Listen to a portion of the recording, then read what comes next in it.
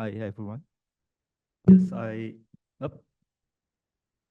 So I hope that my talk will not be very technically into the AI, but I think from my experience of 19 years of experience in industry and with successful approved drug experience, I can at least with this presentation to give some guidance and how using AI into the real application to address the very challenging question in the industry.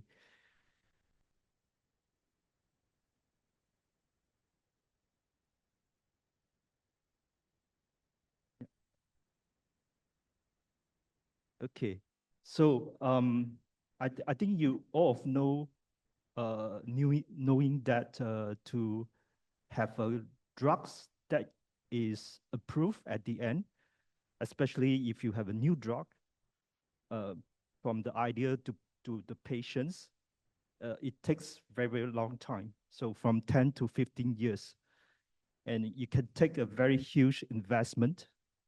I think in the past it's 1 billion. I think now with the inflation, it can be more than that.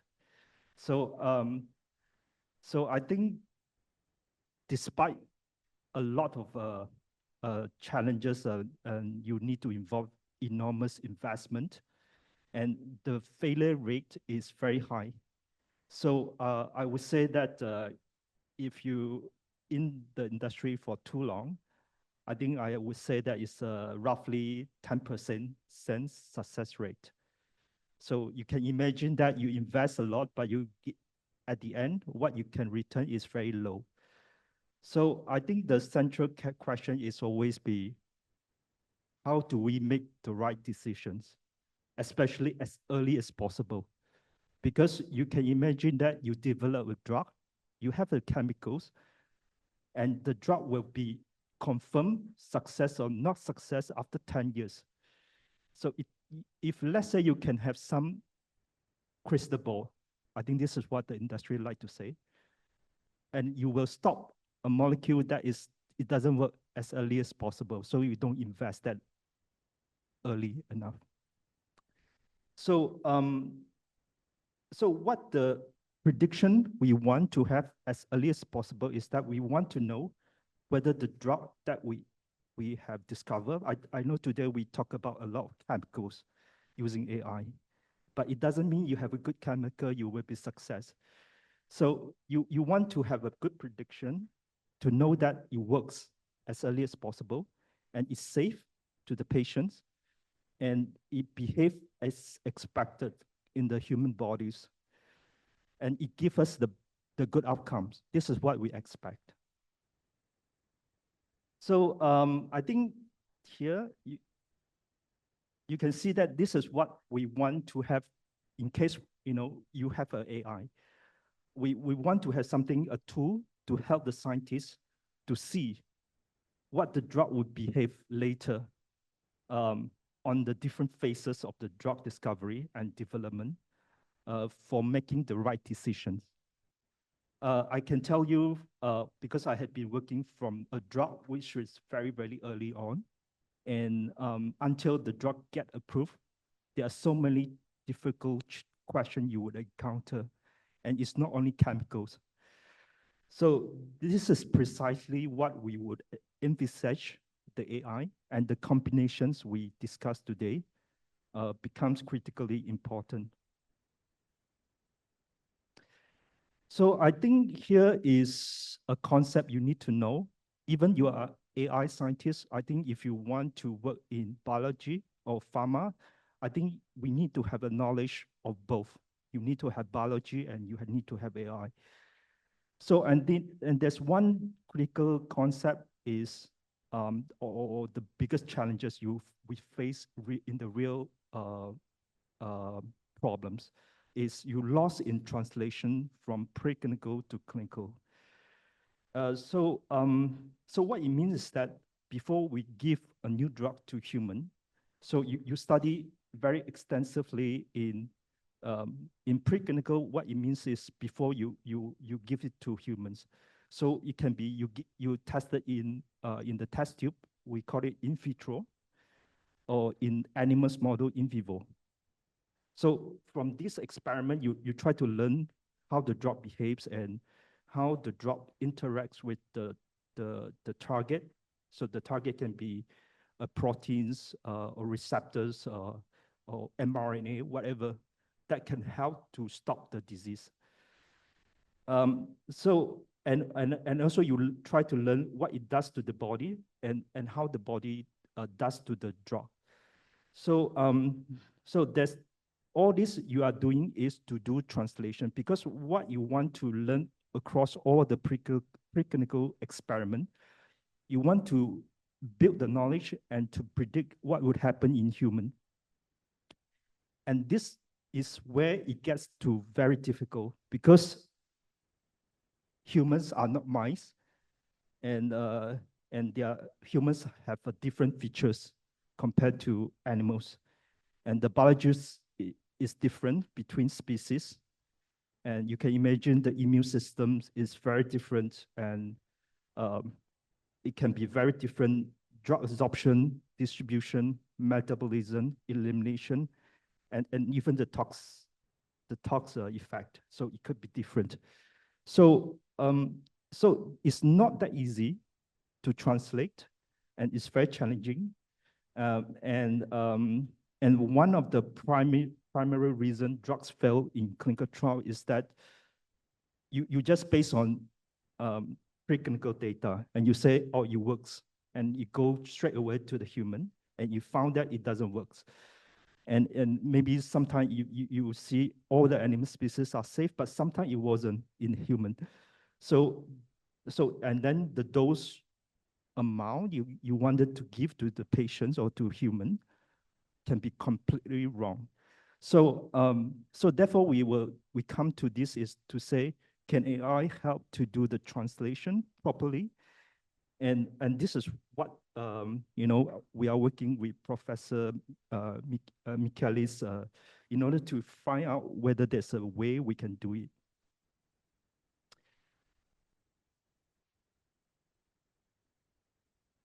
Okay, so so I think where the AI is making the real impacts today, I think this morning we have seen a lot is about the chemical structures and the interaction modeling, predicting how the drug molecule bind to the target protein, etc. So I think they're already very successful tool like AlphaFold. I think I don't have to explain. You are more expertise than me here. And I think we also have seen more and more is a tool of AI tool to predict the ADMET. I hope you know about this is absorption, distribution, metabolism, excretion, and toxicity. And this is telling us how the drug behave in the body and any potential toxicity. And my colleague have done something like deep neural networks and graph neural networks to do this kind of predictions. And also recently, my colleagues also working with the Gen AI for biological design, and based on the epitopes, or you can say the sequence of the amino acids, how they interact with the target proteins in the body.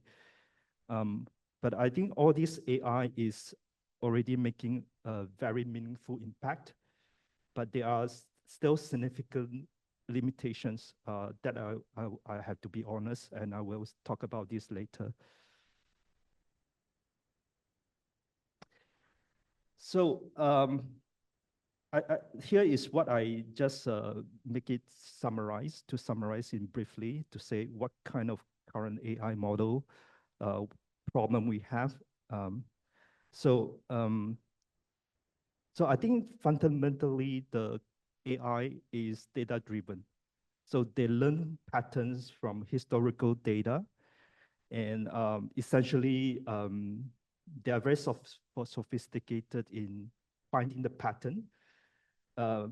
So I would say they are very good in interpolations, but so making prediction within the space the data have been studied in the AI model, and filling the gaps within known territory, I would say. But I think the problem of drug discovery is that we are constantly working on novel drugs. So in industry, we always try to find very innovative drugs to tackle certain diseases. So drug that is, when I say novel drug, is that entirely this drug is with a new mechanism of action, targeting biology never been studied, so you don't have any data. So, and then it belongs to new modalities. So what I mean is that it's new types of drugs. Um, for example, mRNA, NA. So it's a new type of like mRNA vaccine, right? This is a new type of drugs. And you have, so essentially you don't have historical data. So for those drugs, how the AI would be helped to extrapolate. This is the key words we are saying today, extrapolations. So we want to make the prediction outside the territory it had been studied. So, and I think currently the AI is struggling to do that. And because of, as everyone know, that is, the what we call black box problems, and they are non-explainable. So, so it cannot be explained. You don't know how it works, why it gives you these answers. But in drug development, understanding why is very important, because you need to know why it behaves in this way, and in order to make the right decision. So, so what I think what we need to do, I think in the next few slides, I will try to explain to you what we can do, and then to understand how we can utilize the AI to understand the underlying biology. So therefore, as the titles of my speech today is about mechanistic model with AI. So therefore, we were thinking is the mechanistic modeling. So what is mechanistic model? So in fact, if you are working in mathematics, I think you know that's ODE, PDEs, this kind of differential equations. And you can use that mathematical models to represent the biological system based on the hypothesized biological processes, chemical processes, and the physical processes. So instead of learning the pattern, you're basically coding the actual scientific understanding of the new biology works. And it can predict, so which we already have done is, and also for the health authority, if you have a new drug, actually they are asking for this kind of model, because to suggest that whether the drug, the dose you propose is working or not, it's already been applied. Because fundamentally, the advantage is that you can do extrapolation, even you have some new cases. And the mechanistic model is not only try to understand, to build the biology, but you also try to build the pathology, so, and the disease. And also the drugs, if you have new drugs, the new mechanism, how the drugs will interact with the targets, the protein target in the body, and also the drug distribution, because if you say you want to have a drug for oncology, so you want to understand how the drug is distributed to the tumor, not in the blood. So that's a lot of mechanistic model can be addressed. And the two key concepts, if you are working long enough in pharmacology, you know, PKPD, or pharmacokinetics, pharmacodynamics. So pharmacokinetic is what the body does to the drug. And the pharmacodynamics is what the drug does to the body. So I think here I have coded the Major and Jasko, 2008. They are the pioneer in our field in mechanistic model. And they noted that the mechanistic model allows us to extrapolate across species and across compounds. So they are compound agnostic. So this is exactly what we need for preclinical to clinical translation, and this is what the pure data-driven AI cannot be doing for novel drugs. So here, why I was saying this, because I want to give you some, this is a very legendary examples. What makes the mechanistic model become so important? So here, let me see, this is, so I'm giving this example is a drug called cellular engager drug. So basically, these are antibody can target two receptors. So one on the receptors proteins on the effector cells. So the effector cell can be T cells, NK cells. And these cells, you can imagine these are like a weapon to kill the tumor, because you are not giving some chemicals to kill the tumor. But this one is using the patient immune cells to kill the tumors. So the antibody can engage the immune cells in the patient body. And after that, it can also try to engage the proteins on the tumors, so that to bring the tumors and the immune cells close together and for the tumor killing. So it's very innovative. So normally you have to build a mechanistic model to predict how the drugs behave in the patients. So we built a system or mathematical equation called ODEs, just like on the middle here. It's not equation, but it's a model diagram.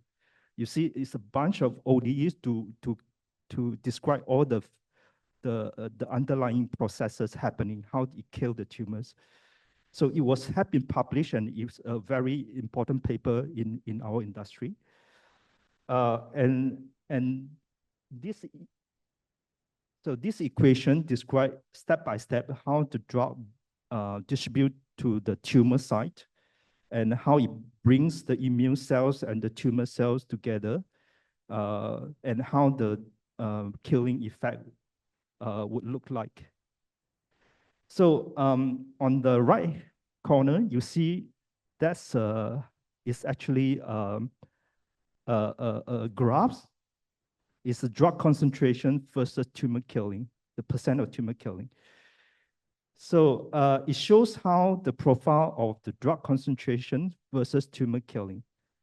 So if you have data, if let's say you have a data dot, the red dot here, there, and you want to do extrapolation, do you think, so I will give you a quiz. Do you think if I increasing the drug concentration, would I keep on increasing the tumor cell killing, or maybe it will just reaching a plateau? I think if you a non-pharmacologist, you would think that you would keep on increasing. If let's say as a typical pharmacologist, you would think that you would reach a plateau. So I give you the answer. So in fact, the result is counterintuitive. If you increase the concentration, in fact, up to a certain point, the tumor killing become ineffective, even you have very high concentration. This is totally counterintuitive. The reason being that there's a mechanism of making sure there's a sweet spot of the concentration. You cannot have, in order to have a good equilibrium to engage two cells together, the immune cells and the tumor cells. And this also telling us that if you want to design a drug to bind the two receptors on two different cells, the binding affinity, you cannot be too strong or too weak. There's an optimal binding affinity. And this is totally cannot be explained by AI alone.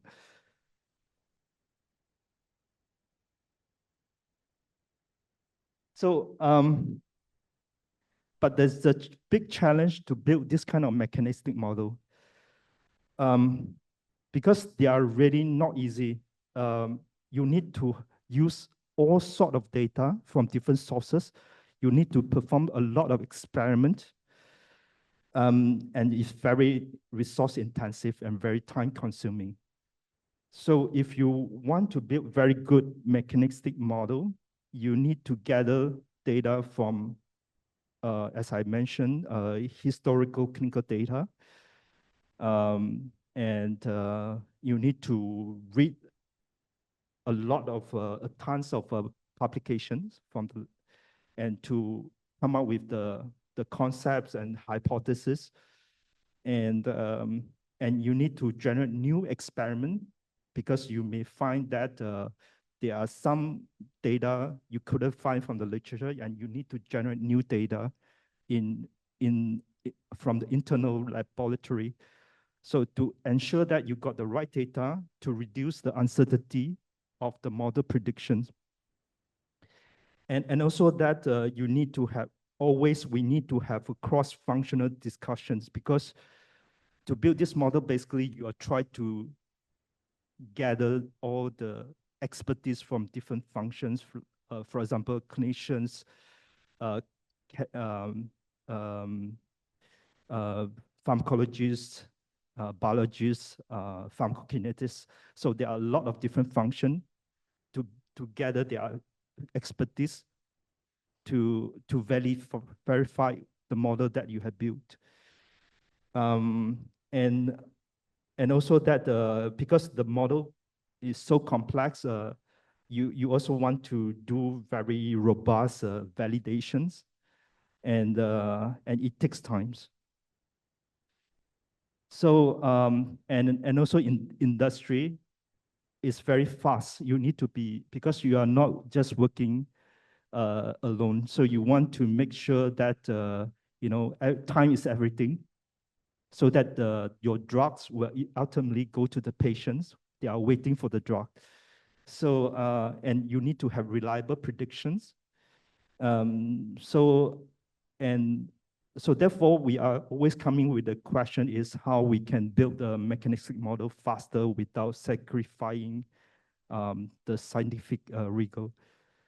And therefore, this is where the generative AI comes into the pictures, because it's not an replacement of the mechanistic modeling, but it's a combination, and to build a powerful accelerator.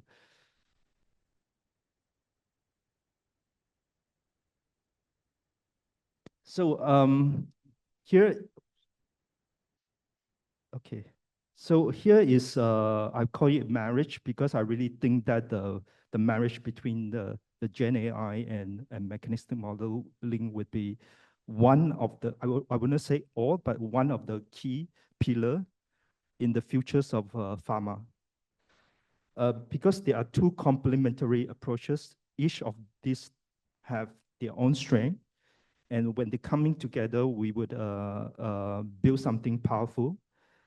Um, and so how the Gen AI would help is that we will utilize some specialized large language models uh, that have been ingested with a lot of amounts of scientific literature, and they can synthesize information across the thousand from papers of the papers, and help us to identify relevant biological pathway. And it can also be that to suggest the model structures. And very importantly is that it helps us to expedite the extractions of the parameter values from published studies. So we don't have to generate a lot of data internally. And also it helps us to generate hypotheses about the mechanism action. Um, and and this kind of task always takes modelers a lot of times, like it can be from weeks to months because of the literature reviews. And perhaps with the AI assistant, I think it already does now, is to help us to reduce the time maybe in a couple of hours. Uh,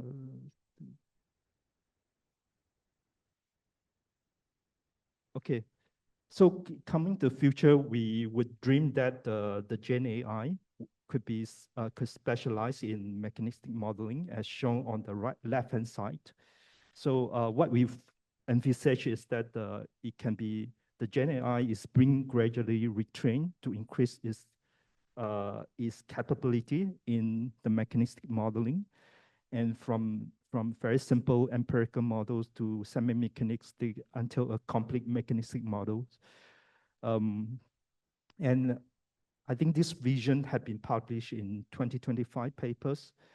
So this is a self-reinforcing cycle. So it was, basically we want to have Gen AI to help build and refine the mechanistic model, and then to the model that can generate the predictions and test the prediction against new experiment data. So if the model fails, so which can happen, we don't say that it is perfect, but you use that information to refine, and over time, the accuracy increases. So this cycle, what we call it a learn and confirm cycle, continuous until you improve the quality of the predictions. And the aim, the combined value proposition would be the Gen AI is to speed up and to synthesize the knowledge from across from tons of the publication, and the mechanistic models and the can help us to predict the budget, to do the extrapolations and with the scientific rigor. So so I think it comes to the last slide. Yeah, so I think I would say that from what I already seen, and then what we have seen from other AI, no matter internal or external, I think there's certain limitations, but there of course there is advantages. But the fundamental tool, I think we would say AI is still very good in interpolations, but for novel drugs, we always trying to develop that. We try to using it, but they cannot reliably extrapolate. So I think this is a honest assessments that we need to face, and the essential role of, but also on the other hand, we also need to acknowledge there's an essential role of mechanistic modeling in the drug discovery and development, because especially it's very essential from preclinical to clinical before it get to the humans. So so therefore it helps us to understand and to build the understanding or knowledge into this mechanistic model and to do the extrapolation. So hopefully the problem of the loss in translation gap could be reduced or mitigate in the future. I think both Gen AI and mechanistic model are partners in this context. So and I think that they are dramatically help to build very fast, help the scientists to make the decisions in a tiny decisions, and to make the drugs to be delivered to the patient as early as possible. And I think we need to realize that the potential, we need to invest in this specialized Gen AI capability for drug discovery. And I think the real values will come from the system that deeply understand the biology and the modeling framework we work with. So so I would say at the end, yes, drug development is very, very hard. So what always we believe to work, it doesn't work, and they are very expensive, and it can be slow. So therefore, I think there's a huge potential between the marriage of Gen AI and the mechanistic model, and to help us to give good prediction and accurate prediction, so that I think for us, the values of being the scientist in pharma is that we want to make sure the drug can go to the patients. So so I think that's all. Thank you so much, and I'm happy to take any question. Choi. So are there any questions?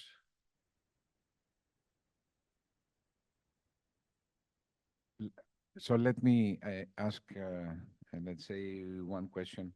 In this marriage between the generative AI and mechanistic modeling, do you think it is necessary that we include the ODs, or we can, let's say, stay with LLMs that will be fine-tuned? What is your opinion on that? I think currently we are still very early stage. I think I wouldn't say which one is the better way. I think can be both. It depends on the context. I think both of which have their own advantage, and just how we can combine them together. Mhm. Yeah, because the ultimate goal is how we can make the accurate prediction. Yeah.